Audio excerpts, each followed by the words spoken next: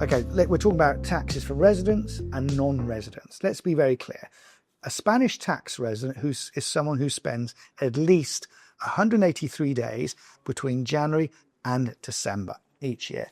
And if they've arrived, for example, in February, then they would submit their annual tax return the following year, unless they're in business, which means they would have to submit quarterly returns. But generally speaking, someone who retires to Spain would say goodbye to their home country's tax body, and then say hello to the Spanish tax office, and then be registered as a Spanish tax resident.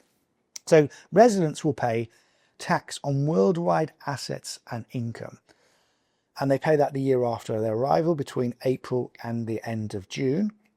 And also, if they've got assets outside of Spain over the value of 50,000 euros, then they have to declare that they've got those assets as well by March of the year after they've arrived. So that's basically residents. Tax on worldwide assets and income, and they've got to declare that they've got any assets abroad. They don't pay tax on those assets they own abroad, but they've merely got to declare to the Spanish authorities that they've got them. And of course, if they've got assets, for example, in Andalucía of more than 3.7 million, then they would pay wealth tax. Okay. And then basically, for example, up in the Costa Blanca, the Valencian region, the wealth tax starts from 700,000. So Andalucía has become quite generous in that respect for wealth tax. So that's 3.7 million per person. Okay. That's residents.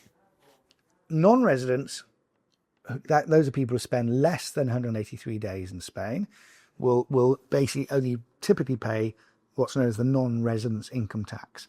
And that is a tax on the value of the property that they own. Not the actual market value, but the taxable value of the property. And generally speaking, on a property, say, of 300,000 euros, you might have a tax bill of 200 to 300 euros a year. So it's negligible. It's not something to put people off. But those are the main differences.